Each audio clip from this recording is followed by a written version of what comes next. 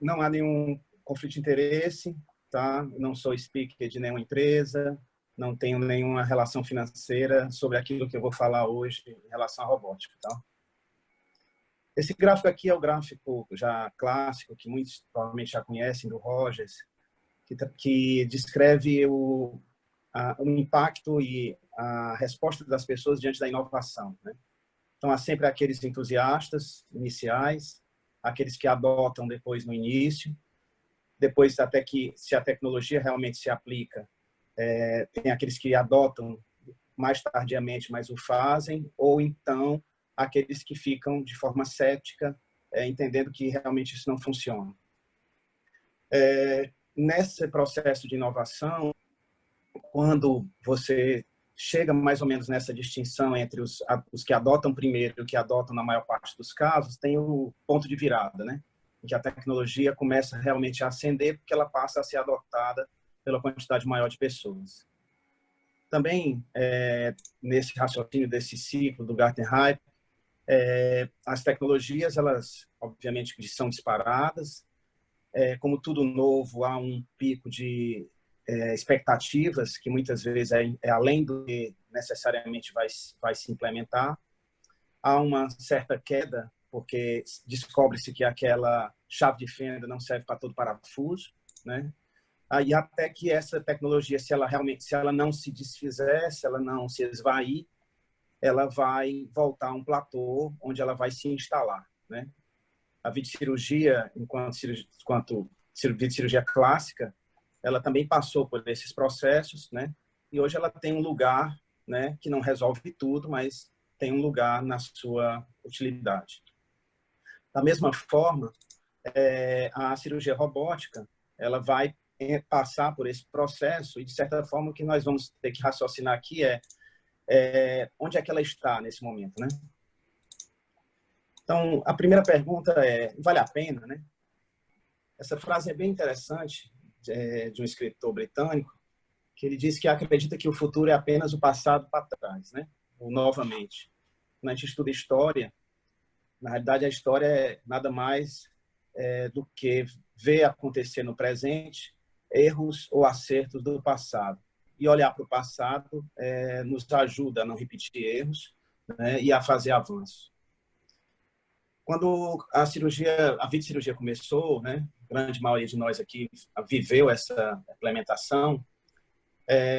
Haviam aquelas perguntas daquela época, eram sempre, né? Precisamos fazer melhor do que uma incisão que já é pequena, teoricamente, na criança, né? Vamos para a videocirurgia, mas será que precisa se preocupar mesmo com cicatriz, né? Eu vou precisar deixar de aprender a operar aberto para poder operar por laparoscopia, por instrumentos, olhar para uma tela de TV. Eu vou ter uma sensação de tato reduzida, porque agora eu só consigo, através de uma pinça, sentir, né?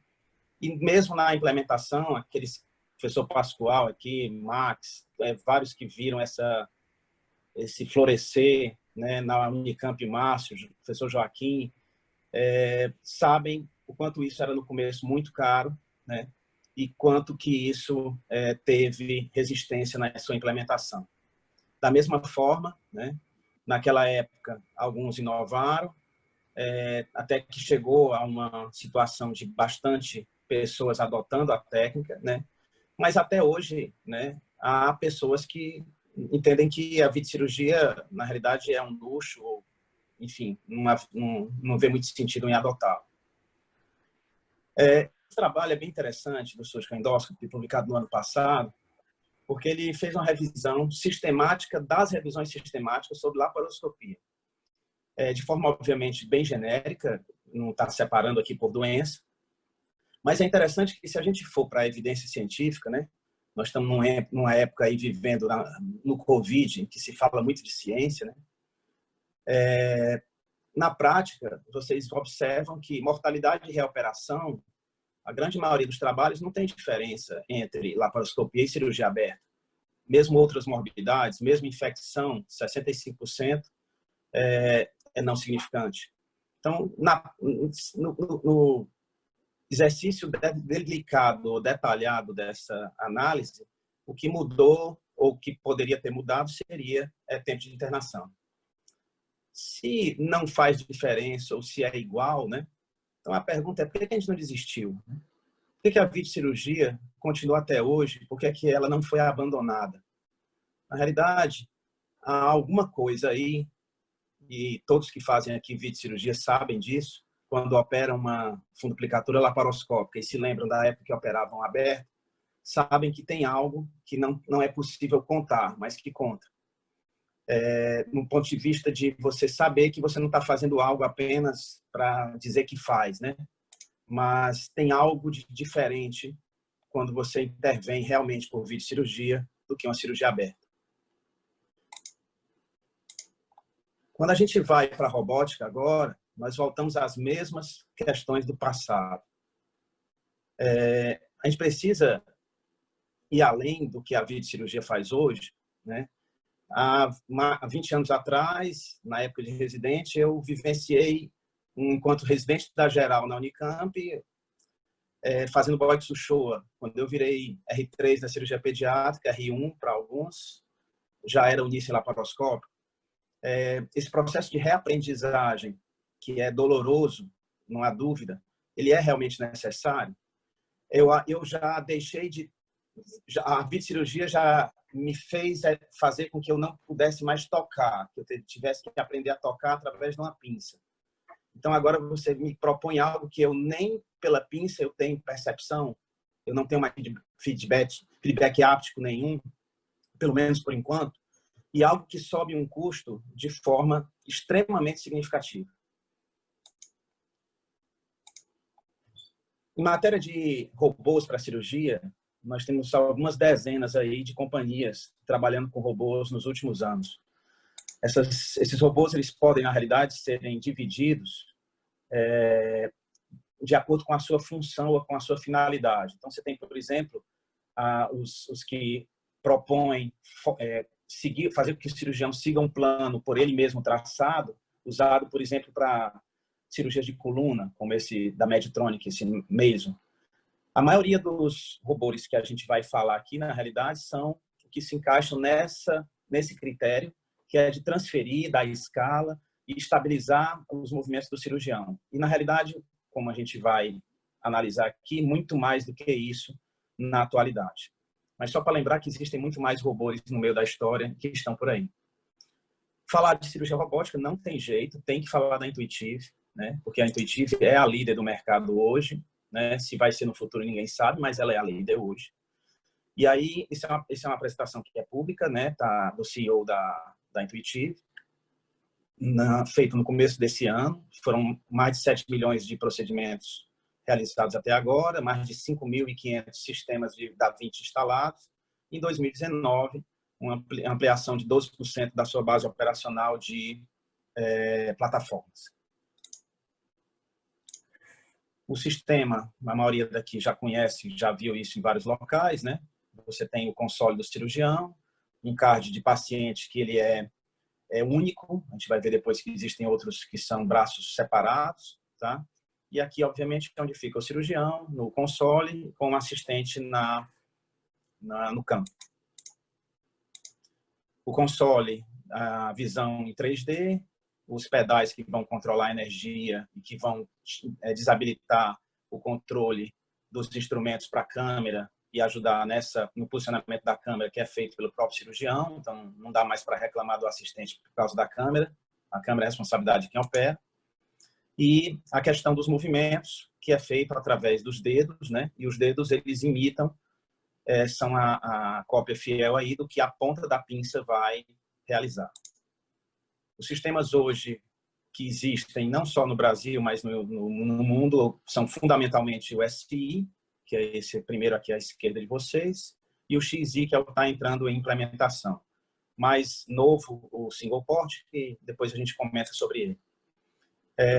O S, que era a primeira versão, ele tem ficado mais ou menos parado, porque ele tem sido substituído na maioria dos serviços.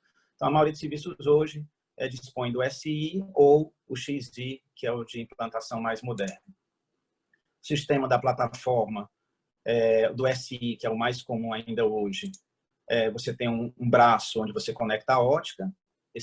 Essa ótica no SI, ela não pode ser permutada pelos outros braços, distinto do XI, onde você pode já permutar a ótica. Esse aqui é uma foto de um sistema de 4 braços robóticos, tá? Um para câmera e 3 de instrumentação, mas na pediátrica a gente não vai precisar desse terceiro braço. Inclusive, em alguns hospitais, o robô para a própria pediatria, às vezes ele já nem tem esse 4º braço ou terceiro braço de instrumentação. A aplicação do XI, que é um modelo mais recente, você permite, entre outros, de diferença, o intercâmbio da ótica nos diversos braços, e ele tem essa parte superior aqui que ele roda o sistema como um todo, permitindo, numa cirurgia de multiquadrante, você conseguir fazer a troca sem precisar mudar o robô, a articulação principal do robô de lugar dentro da sala cirúrgica. Tá? Aqui é o que aconteceu com a próstata. É muito importante que a gente entenda, para chegar na criança, pessoal, entenda o que aconteceu no adulto. Né? Até porque foi isso que aconteceu com a videocirurgia. Ela começou no adulto e a gente começou a ver a implementação na pediatria para e passo. Aqui em pontilhado, esse gráfico em queda, são as cirurgias abertas para prostatectomia. O quadradinho aqui é a laparoscópica, que ela foi subindo, só que aí a robótica, na medida que começou a ser implementada, que é o redondo, vocês observam que entre 2010 e 2011, simplesmente a laparoscópica ela começou a entrar em franca queda e a robótica em franca ascensão. Considerando que é uma cirurgia realizada no oco pélvico,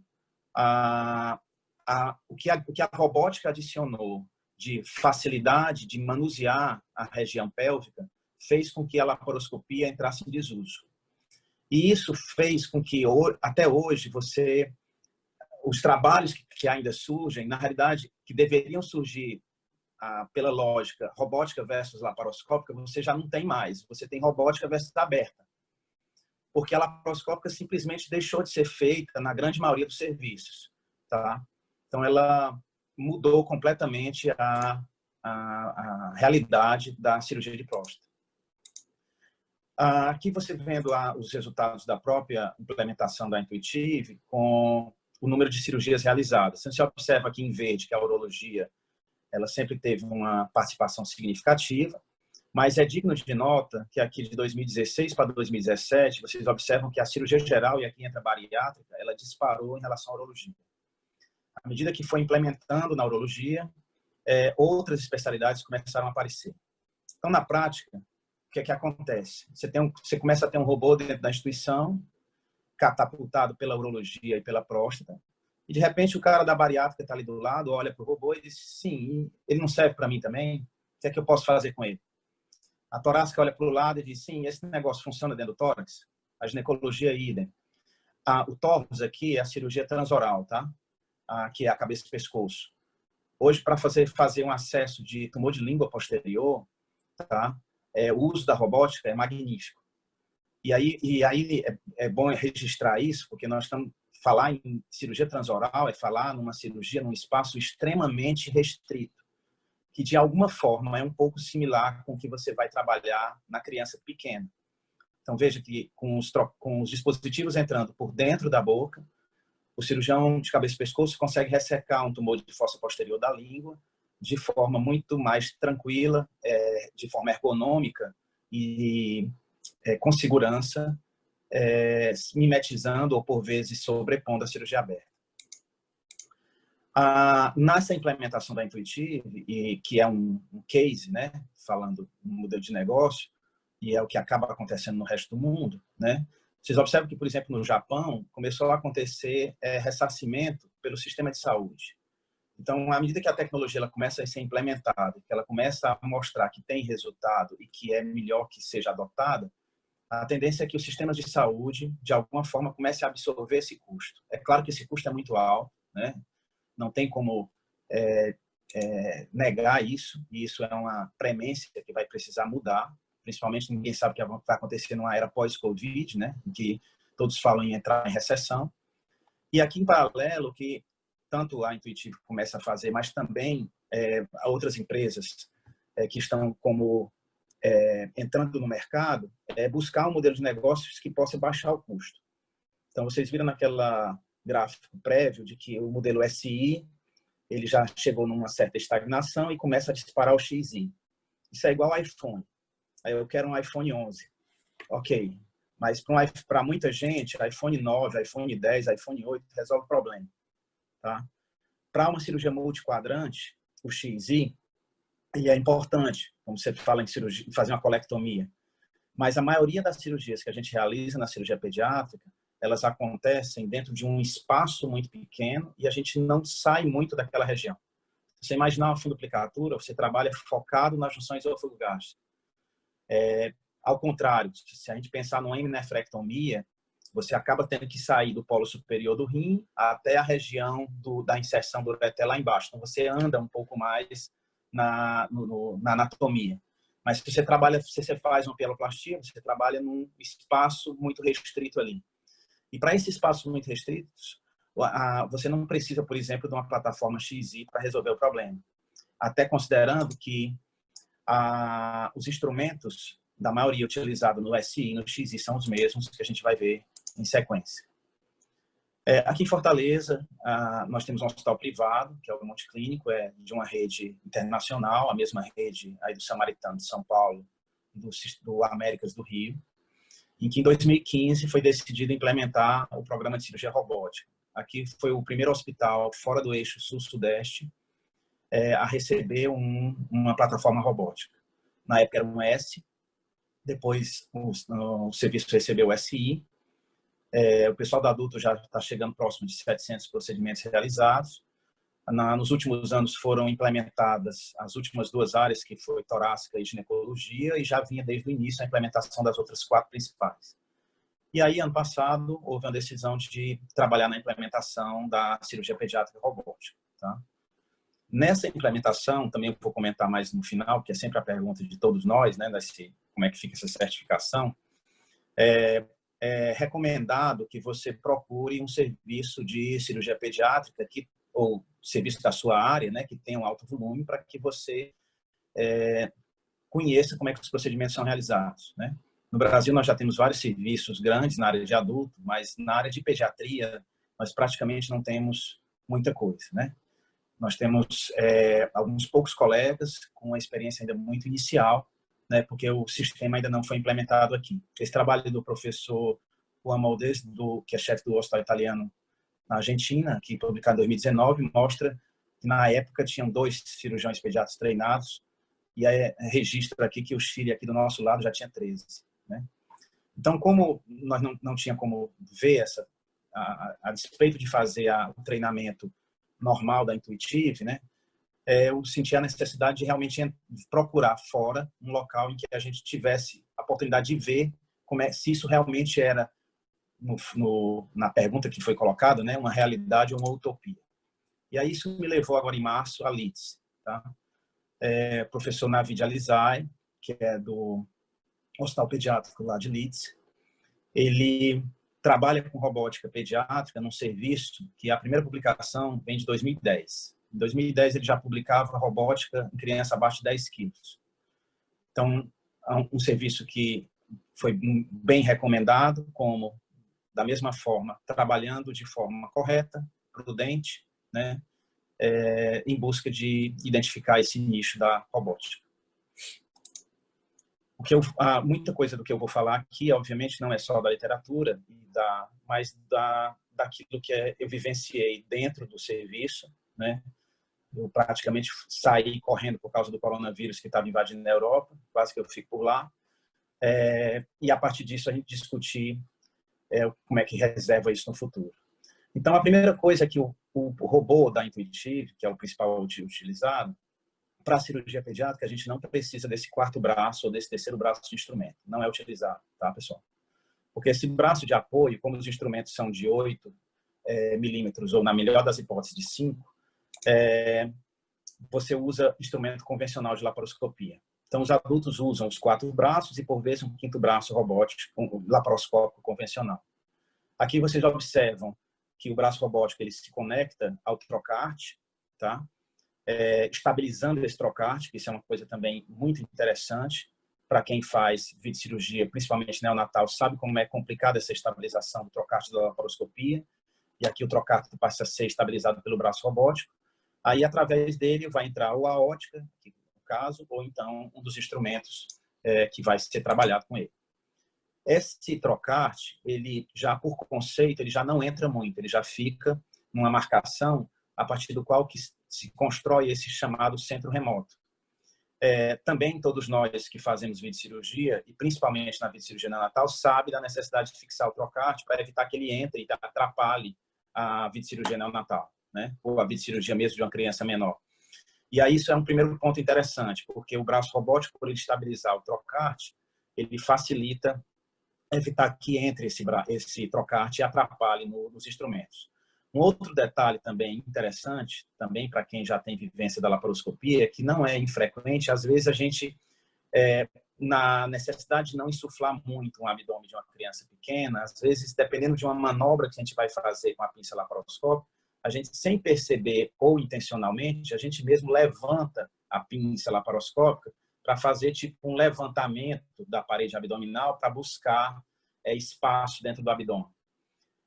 Na hora que o braço robótico faz o docking no trocarte, você consegue já de início fazer com que aquele braço seja estabilizado, levantando um pouco esse trocarte. Então, de certa forma, ele ajuda a você ampliar o efeito do CO2, aumentando a cavidade por uma tática de levantamento, tá?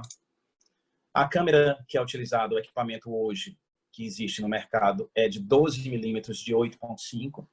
Como a maioria dos serviços de adulto usam a de 12 milímetros, que a qualidade de imagem é melhor, a maioria dos hospitais vai ter disponível o de 12. E mesmo muitos locais que fazem pediatria no mundo usam o de 12, tá? Por causa da qualidade da imagem, que é muito melhor.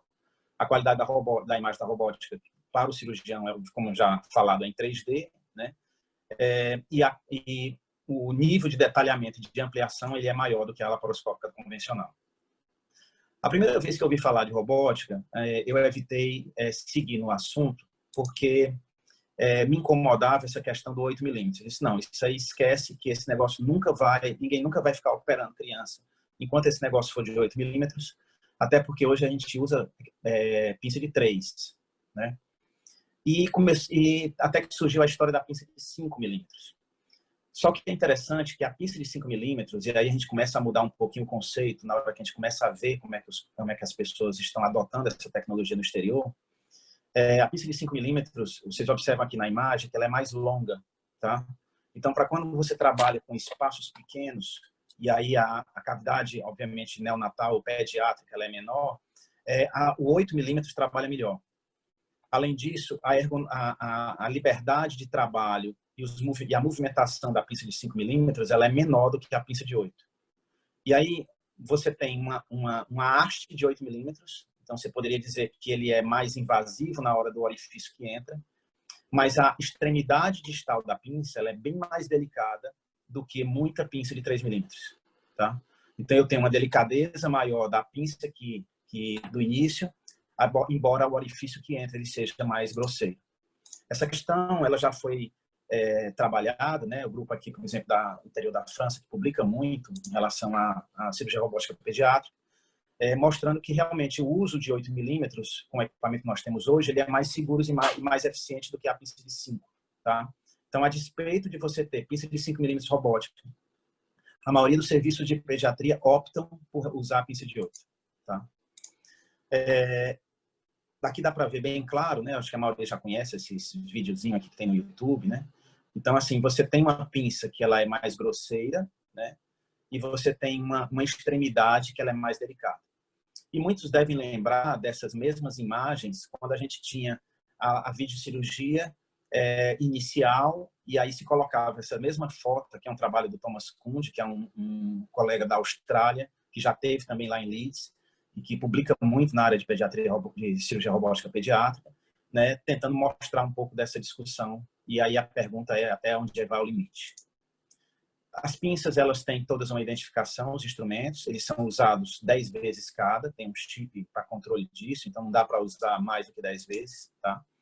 E no console do cirurgião que ele opera, obviamente quem está assistindo também vai ver isso, mas está registrado lá embaixo qual é a pinça que está sendo utilizada, tá? E na hora que você utiliza energia também, isso aqui muda de cor, aqui no caso, para mostrar que essa pinça está sendo usada de energia. E aqui a identificação 1 e 2 do que está no braço 1 e no braço 2. Existe uma série de instrumentos para a robótica, mas aí é uma coisa também interessante de a gente perceber que na laparoscopia a gente está acostumado a necessitar utilizar uma quantidade de instrumentos maior que proporcionalmente a robótica usa menos, pelo menos na pediatria. Então aqui eu coloquei os principais instrumentos, aqui esses em amarelo são os principais instrumentos que o serviço de cirurgia pediátrica robótica usa, tá? Não é infrequente, como a gente vai ver daqui para frente, que algumas cirurgias sejam feitas apenas com 2 instrumentos, tá?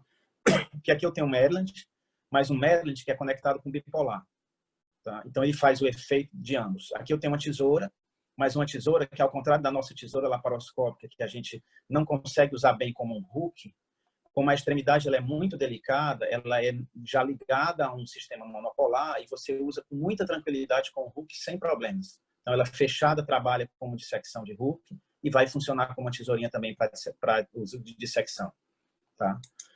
A outra coisa interessante como a gente não tem feedback áptico no sistema, uma preocupação também que fica bem, eu não estou sentindo o quanto que eu estou apertando, né?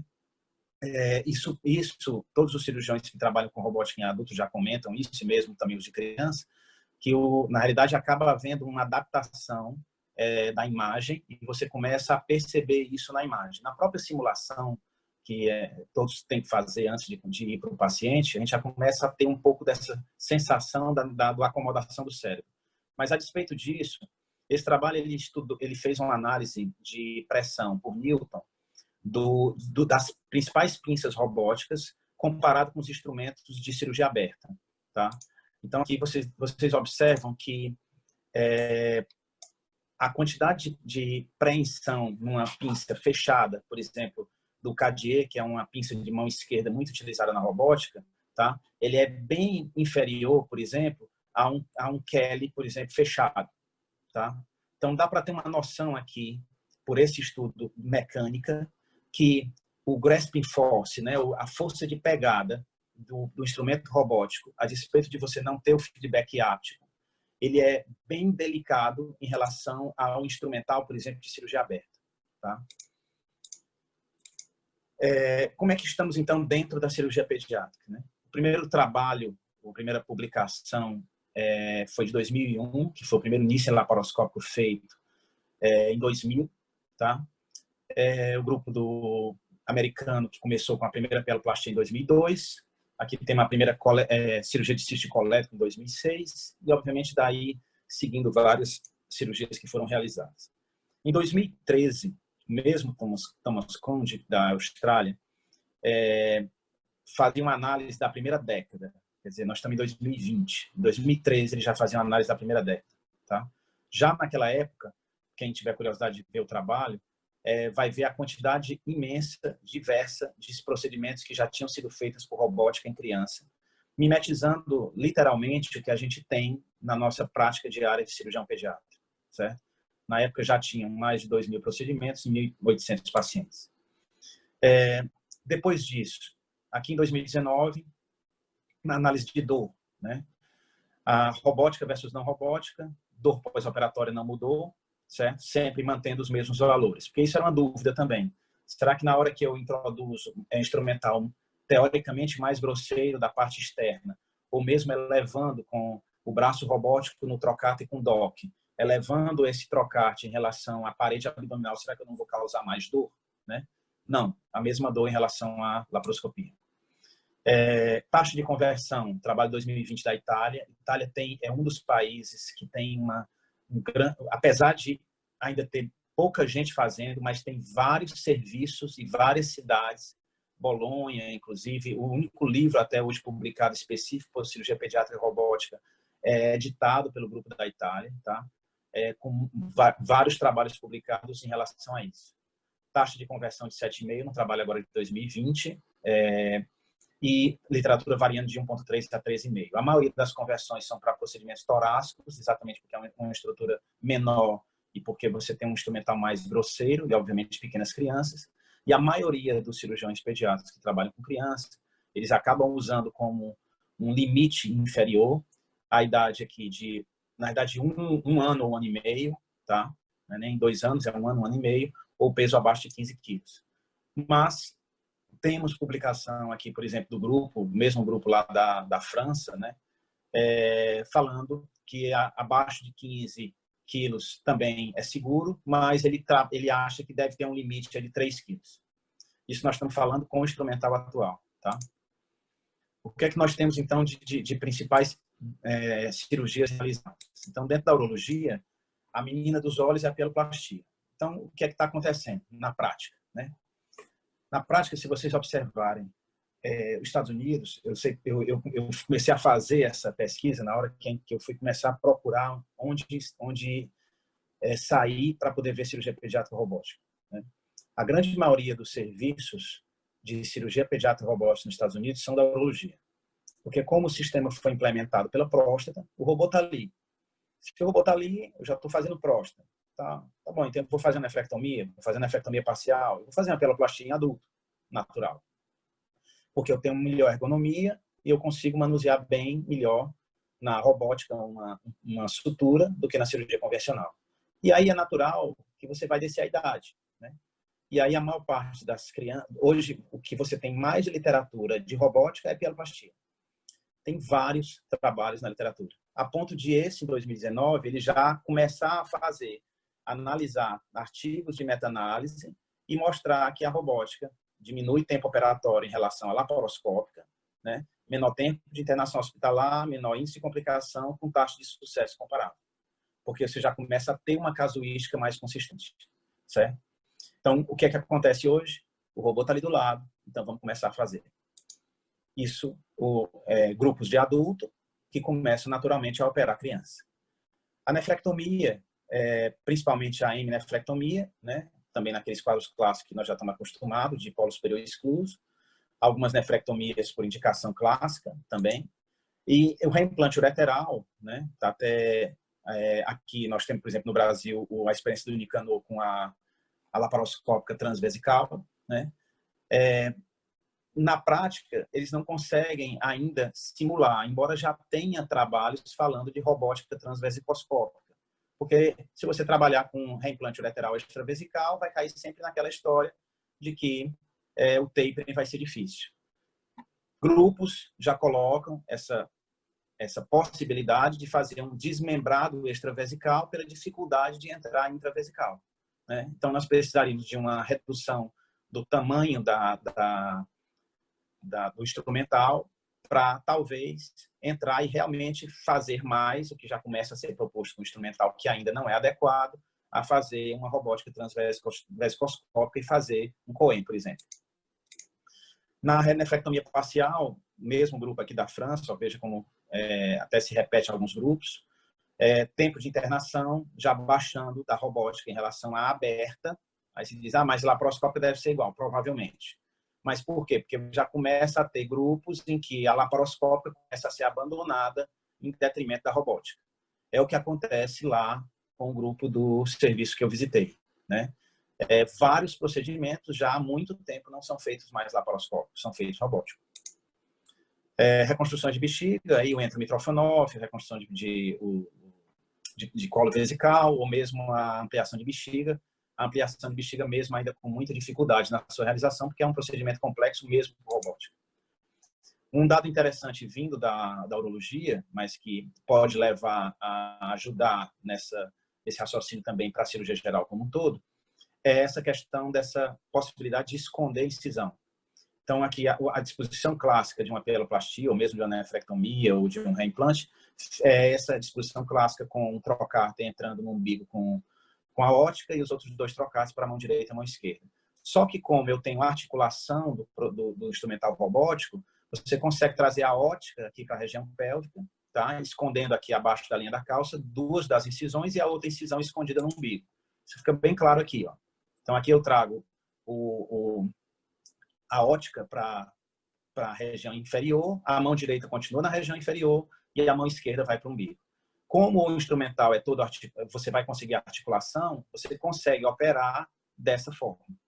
Ainda é menos ergonômico do que a situação clássica, né, de posicionar os trocáteres, muito parecido com como a gente posiciona na pieloplastia laparoscópica tradicional, mas já cria algumas outras possibilidades para esconder essa cicatriz. Tá? Tem trabalhos publicados com pieloplastia, com reimplante lateral e com excisão de úrico na urologia pediátrica. Na cirurgia geral, a cirurgia que mais ainda tem sido feita na literatura é a fundoplicatura, né, que foi o primeiro procedimento robótico em criança realizado na época em 2000. Tá? Vocês observam aqui que o Mirra, que é um cirurgião pediátrico americano, que é um dos que também é pioneiro na área de cirurgia pediátrica robótica, normalmente nos contos do IPEG, ele sempre está por lá. Você vê que há uma distinção aqui entre 2 autores na curva de aprendizado, né? Há muita discussão ainda sobre essa curva de aprendizado, e cada vez mais a tendência é você fragmentar essa curva, né? Tempo de conexão do equipamento da robótica, tempo de trabalho dentro do console, de fora do console, esse tempo aí de curva está sendo bem fragmentado. Todas as imagens que eu vou apresentar aqui do professor Alizai foram autorizadas por ele, tá? Inclusive fiz contato recente agora, reiterando essa questão, tá bom? Então, aqui uma criança de 12 anos, certo? Uma criança naturalmente bem maior, disposição dos braços robóticos, ótica entrando no umbigo, os 2 braços, uma direita e uma esquerda na lateral. Ele usa o afastador de Nathanson, mas poderia utilizar um afastador do fígado, um afastamento do fígado como fio ou como outra estrutura. A utilização do fio ou do afastador aqui é exatamente para que você não tenha uma outra pinça que na laparoscopia às vezes a gente usa lá no pilar diafragmático, que vai atrapalhar os braços e vai colidir nos braços. E aí o uso de um trocárter de 5 milímetros de apoio, através do qual ele vai introduzir aspirador e qualquer outro instrumento que seja necessário aqui. Tá? Aqui a disposição dos braços, tá? Já com o robô conectado, né? O docado, como é o termo utilizado. Tá? E aqui dá para ter uma ideia, eu fiz uma montagem aqui de pequenos vídeos para ter uma ideia da questão do funcionamento das pinças. Tá? Vocês observam aqui como a pinça ela dobra na hora que você vai entrar na região retroesofágica, né? Aquela passagem na região retroesofágica em que você roda a câmera de 30 graus para tentar ver de lado, para você conseguir entrar com aquela pinça reta e conseguir passar na região retroesofágica para puxar o estômago. Isso passa a ser mais simples, essa passagem retroesofágica, com esse bend que você tem na pinça robótica em relação à pinça laparoscópica convencional. Tá? A sutura, obviamente, ela é bem mais tranquila, né? A curva de aprendizado da sutura robótica ela é mais curta do que a curva de aprendizado da sutura laparoscópica. Tá? Isso também é relativamente consenso de que isso é real. Tá? De literatura, nós temos o grupo da Suécia, publicou aqui em 2014, na realidade apenas mostrando que a robótica funciona, né? Então, um estudo clássico de 40 crianças com doença do refluxo, algumas já com gastrostomia, outras não, né? Avaliando por pH-metria, score de Demister, mostrando que a cirurgia é efetiva. Na realidade, era meio óbvio, mas foi interessante até a publicação para não dizer, olha, piorou, né? Então, funciona, tá? Conversão, aqui um caso dos 40, tá? Em alguns casos, inclusive, necessitando refundoplicatura. Esse trabalho da Arábia Saudita, ele já comparou laparoscópia com robótica, tá? E vocês observam que não há diferença.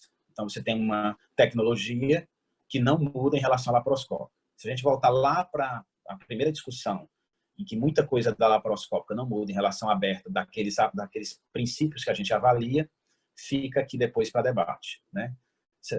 Por que a gente faz colestectomia laparoscópica até hoje, não faz aberta, se a maioria dos marcadores de variáveis são os mesmos, né? Então, entra aquela coisa, aquilo que você não consegue contar. E aí nós já temos também, em 2014, uma meta-análise com 6 estudos observacionais, 297 crianças, nenhum era randomizado, né? Nós temos ainda hoje mesmo na laparoscopia muita coisa que não é randomizada e não consegue mais randomizar, né?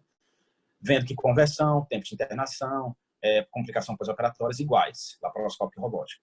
E aqui no tempo operatório, aquilo que já era também, que já se tinha aquela impressão, né? Então, o tempo de dissecção hiatal ele é menor com a robótica, porque você tem mais facilidade pelas pinças. E o tempo até chegar à dissecção hiatal ele é maior, porque você vai ter que conectar braço robótico, você vai ter que fazer uma série de outros procedimentos. A tendência disso aqui é baixar, na medida em que você tem uma equipe mais bem treinada.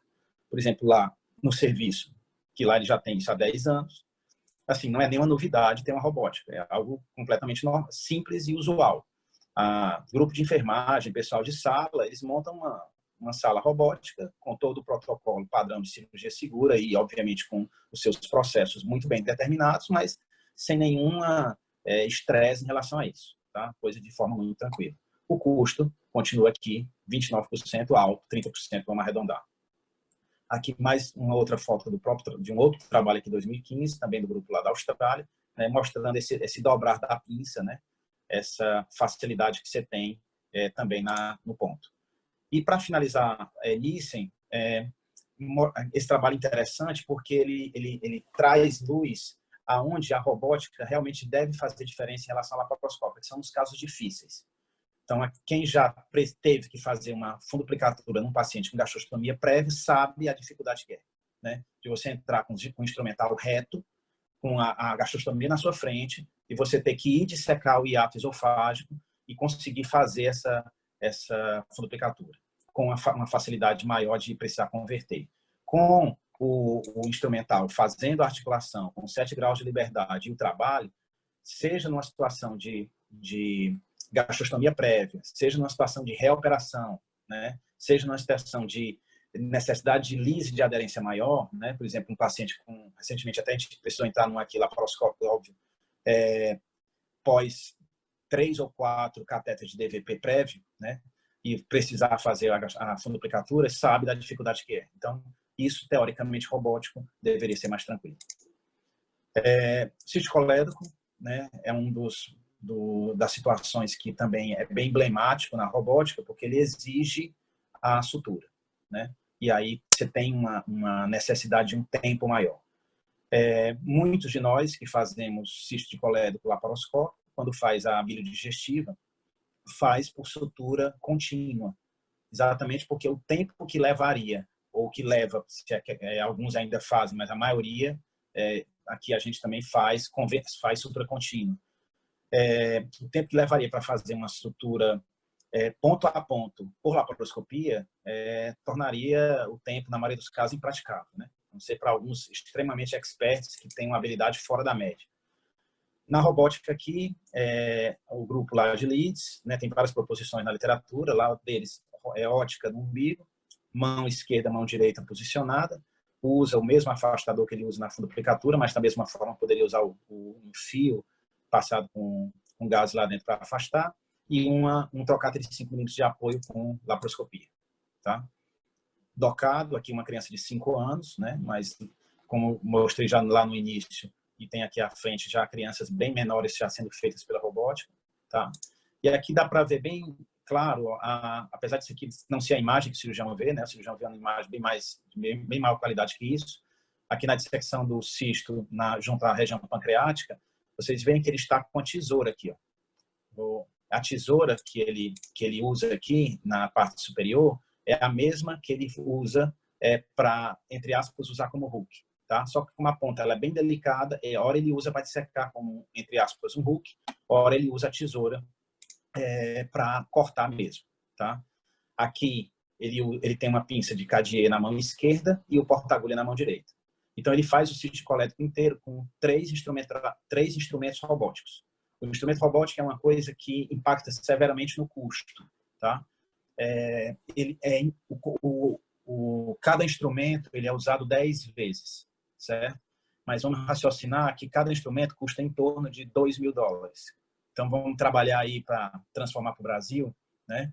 Que cada uso do instrumento nós vamos estar gastando em torno de R$1.000, R$1.500 por instrumento, tá?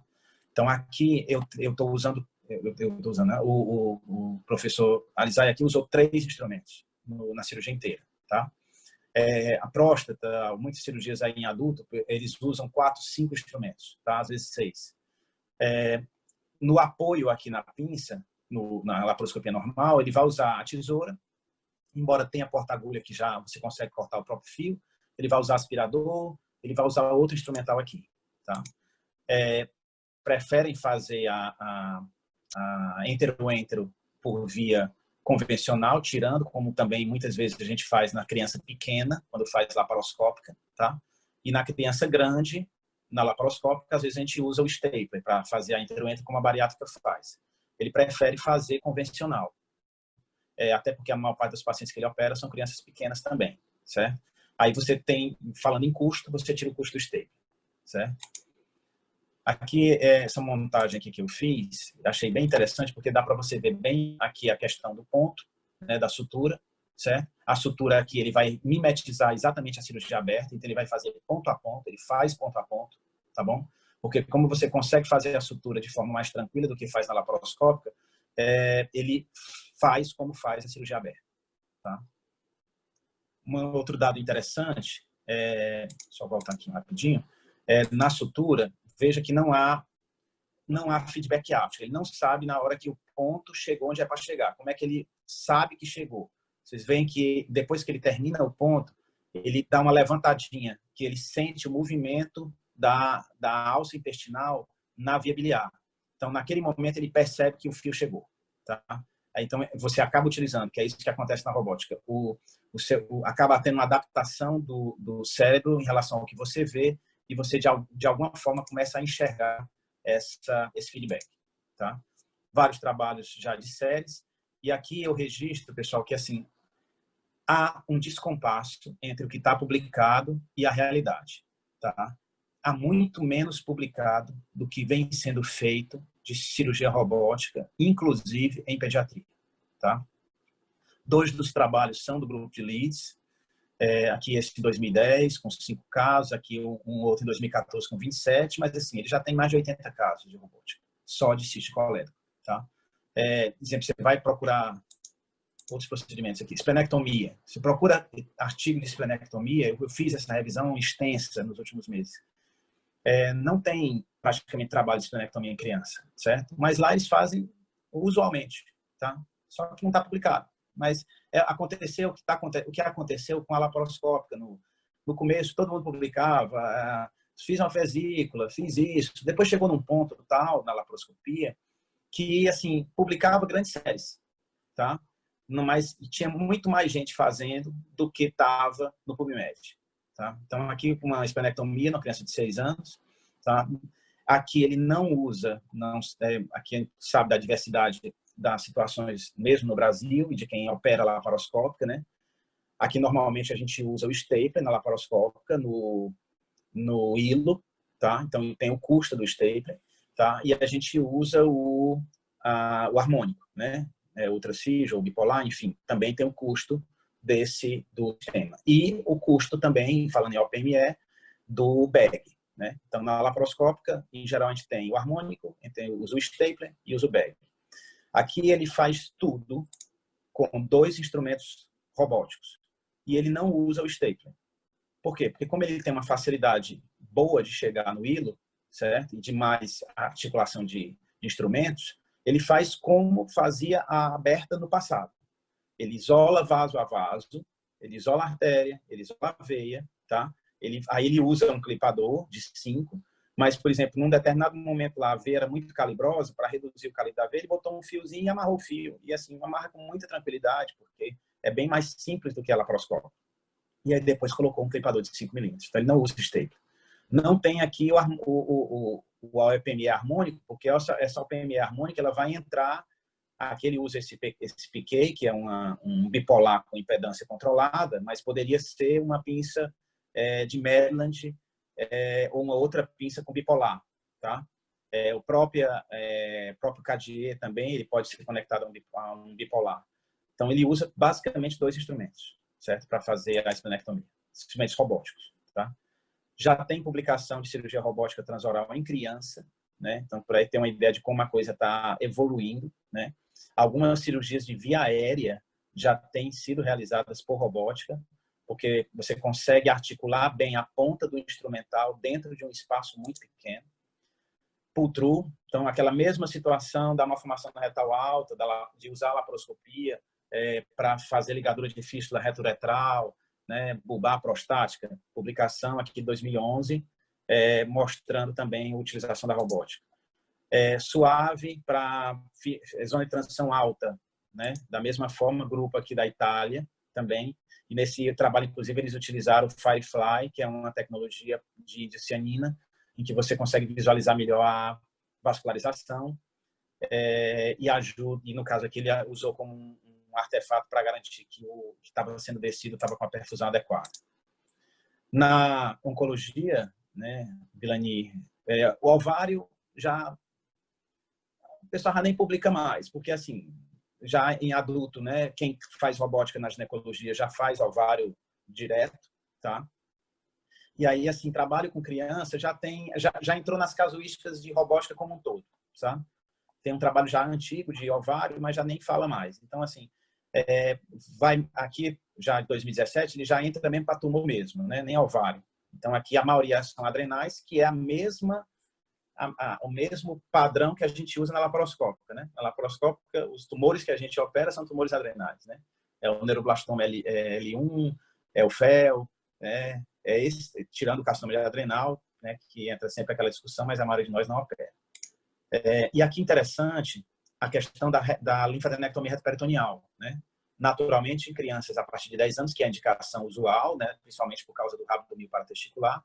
E aí vejam, ó, isso aqui é uma das coisas que eu queria alertar. Como está sendo muito mais usado nos hospitais não pediátricos do que nos pediátricos. Por quê? Porque no hospital não pediátrico o robô já está lá. Como o robô já está lá, se você tem um cirurgião pediátrico lá ou alguém que faz criança, o cara já começa a usar. No hospital pediátrico puro, é mais difícil o robô chegar, né? Lá é um hospital pediátrico, mas que robô. E o robô é compartilhado entre a cirurgia pediátrica e a cirurgia de cabeça e pescoço, que são as que trabalham em estruturas pequenas, né? Mas você vê aqui o crescimento da robótica ao longo dos anos. E, no mesmo trabalho, mostrando que aí, comparado à aberta, né, a robótica consegue baixar tempo de internação e tempo de internação pós-operatório. Significativo, tá? Pela facilidade. Então, os procedimentos de maior complexidade parecem mostrar um resultado mais palpável, do ponto de vista daquilo que você consegue medir, né, em relação à robótica. Na torácica, muito restrito. Por quê? Porque o instrumental, de novo, o instrumental de 5, ele é menor, mas ele é longo. Então, você exige um espaço maior. Então, o instrumental que você consegue trabalhar com espaço menor, hoje é o de 8. Só que ele é de 8. Para você entrar entre no espaço intercostal no de 8 é meio complicado. Mesmo assim, já fizeram. Até o professor Lourenço fez uma pergunta dessa num dos webinars que teve sobre atresia de esôfago, né? Já teve gente que fez, né? Aqui, o mesmo grupo da França, 3 casos, mas converteu 2. Certo? Quer dizer, realmente há uma limitação desse material. Não tem como você trabalhar como trabalha hoje com a pinça de 3 milímetros. Então, precisa reduzir. Processo de certificação, o Edvar e a Vilani estão no grupo, inclusive, da Comissão de Robótica, junto com a CIP, né? Porque todas as sociedades estão exatamente nesse processo de discussão da certificação, mas a certificação que existe no Brasil e na maior parte do mundo é a certificação via a Intuitive mesmo, né?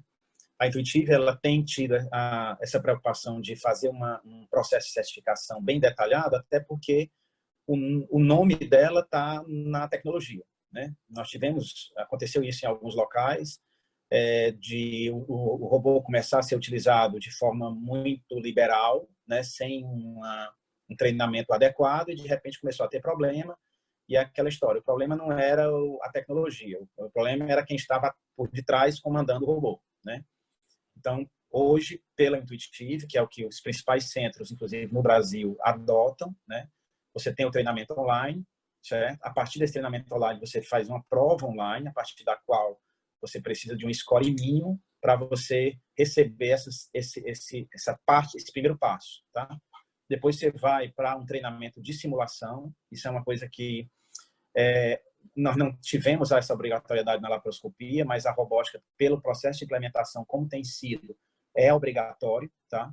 Então, essa simulação ela é bem interessante, porque ela vai de coisas simples, né, como mexer aqui um número, uma coisa, até simular você controlando o sangramento, tudo isso com realidade virtual. Tá? E aí há, nesse processo, também uma pontuação. Então, o sistema ele avalia aquilo que a gente costuma falar para os residentes na laparoscopia.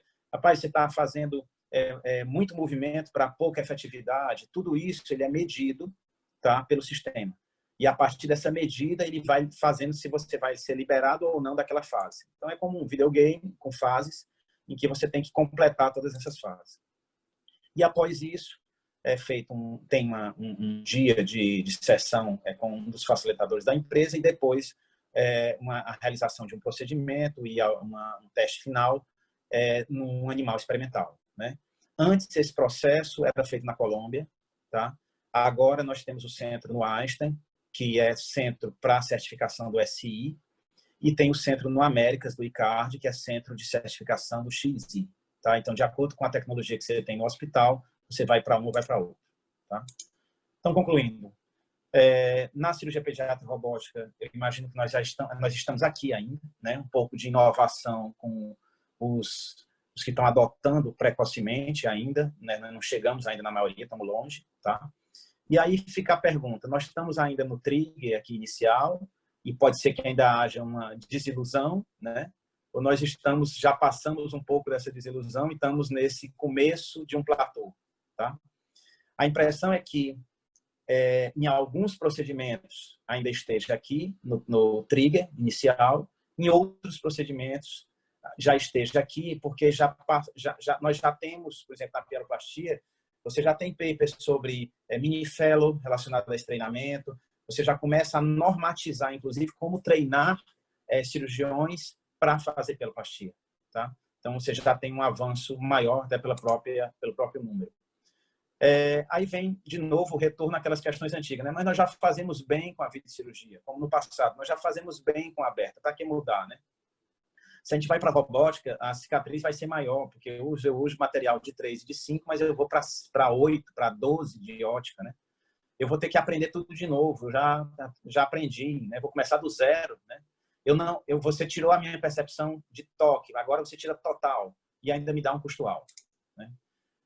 Essas cicatrizes maiores, como vocês viram, está sendo compensado por posicionamento do trocáter, como vocês viram naquelas técnicas de HITS, em que você coloca esse braço mais embaixo, tá? E o detalhe que a extremidade distal do instrumento robótico, ele é bem mais delicado do que o instrumento laparoscópico que a gente está acostumado, além da movimentação e da precisão desse equipamento ser bem mais delicado. Além disso, o filtro do tremor do cirurgião, né? Isso tudo que você não tem na laparoscopia. Chegar a essa nova tecnologia, obviamente, exige de cada um de nós e cada vez vai exigir mais, principalmente daqueles que estão aqui nesse webinar que tenha 30, 35 anos. Assim, sinto informar que, assim, considerando a expectativa de vida média do brasileiro, é bom vocês olharem para isso, né? Porque, ao que parece, algumas coisas aqui é caminho sem volta. Porque essa tecnologia ela vai estar lá. Se não formos nós a usar, alguém vai usar, tá? Como está acontecendo. A curva de aprendizado tende a ser menor porque ela é mais intuitiva. Então, esse gráfico bem interessante, ele reflete, ele infere isso. Você teria, com a tecnologia, um maior número, aqui eu tenho um número de cirurgiões por habilidade, tá? Então, eu tenho um maior número de cirurgiões que vai ser mais hábil e vai ter uma performance melhor com o uso da robótica do que eu teria hoje com a laparoscópica ou mesmo com a cirurgia aberta, tá? Na medida em que eu consigo fazer isso de forma mais fácil, tá? Preciso de melhoramentos? Sem dúvida. Sonho que é feedback áptico, tá? Já tem algumas empresas oferecendo um pouco disso. A câmera, hoje, ela é controlada pelo cirurgião que opera. Então, você não pode mais reclamar do auxiliar que não está botando a câmera onde você quer. Você é responsável pela sua câmera. Mas já tem tecnologia para você, com o uso de um óculos, para onde você move a sua cabeça, tá? A câmera vai girando, tá certo? Então, ela vai acompanhar o seu olho. E aí, uma grande adição a essa tecnologia, cada vez mais, vai ser o princípio da cirurgia digital. Então, eu tenho como combinar imagens de radiologia em relação àquilo que eu estou operando, usar maneiras de ver, de alertar para estruturas críticas, e aí entra aprendizado de máquina, machine learning, aí entra inteligência artificial, uma série de coisas que vai surgir, está surgindo, está sendo trabalhada nesses anos todos, e que vai melhorar a abordagem cirúrgica.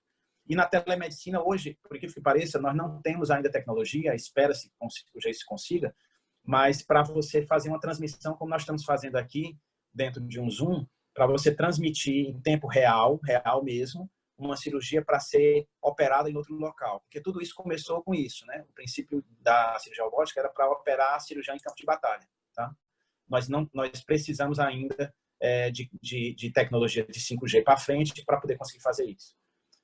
O custo é alto, sem dúvida, mas as plataformas estão cada vez mais perto de nós.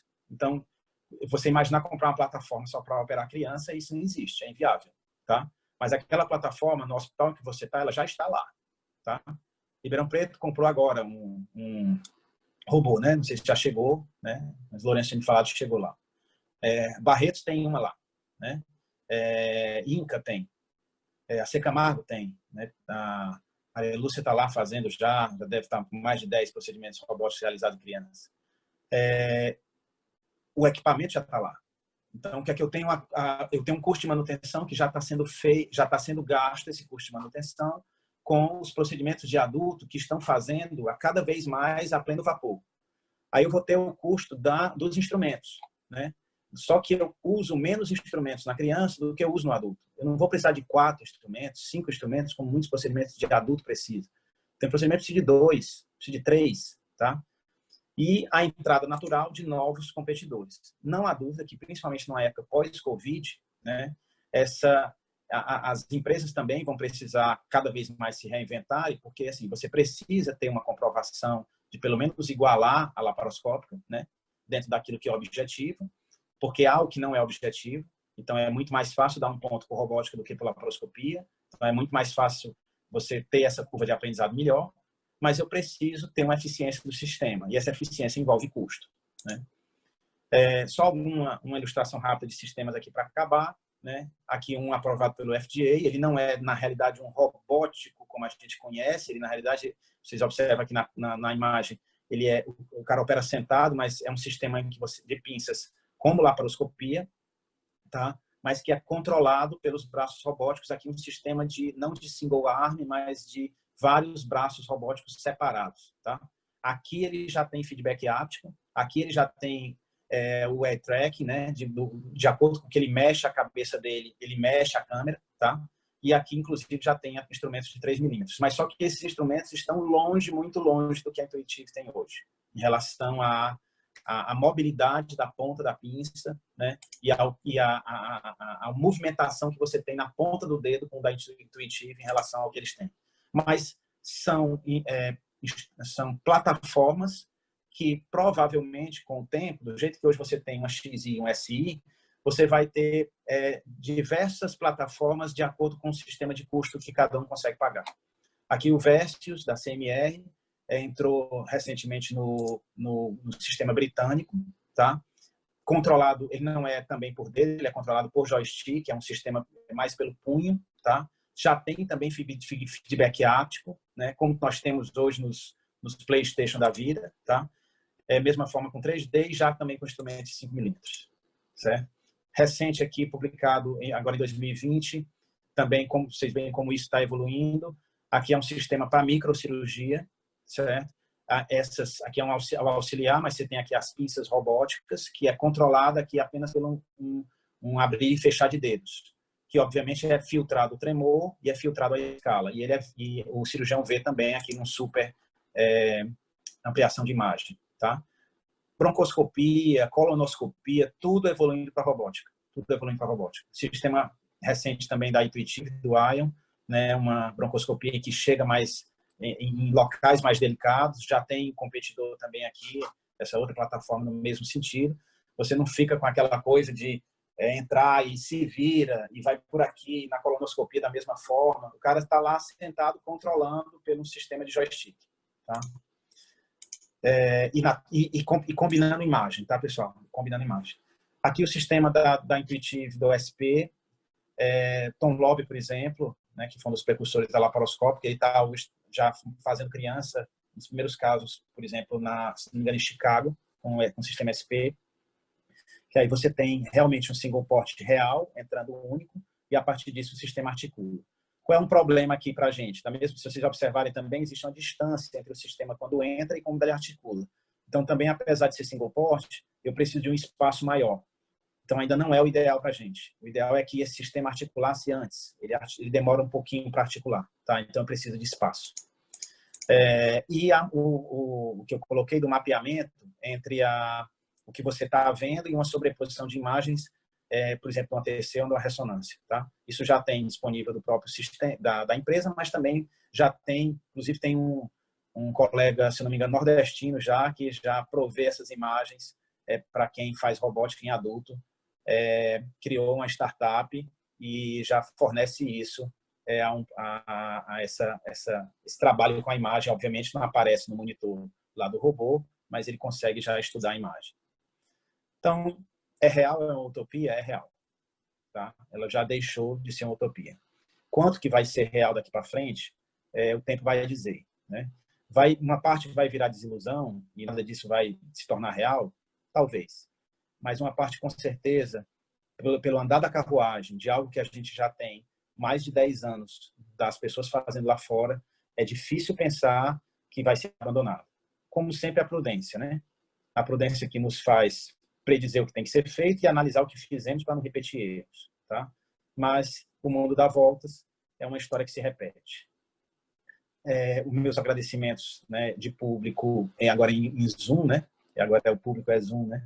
Mas ao professor Navid Alizai, eu cheguei até ele através do professor Jorge Corrêa Pinto, que com toda a sua gentileza intermediou essa minha ida até lá. E aí o professor, inclusive informei ao professor Navid que provavelmente depois disso aqui outros brasileiros vão por lá também para visitá-lo, tá? Ele também tem um curso que faz, assim como o Jorge tem um curso de laparoscopia, que também é excelente. Ele também faz um treinamento que não vai ter esse ano por causa do coronavírus, mas que também envolve robótica anual por lá na região. Muito obrigado a todos pela atenção e estou à disposição para as dúvidas. Aldo, parabéns, muito obrigado.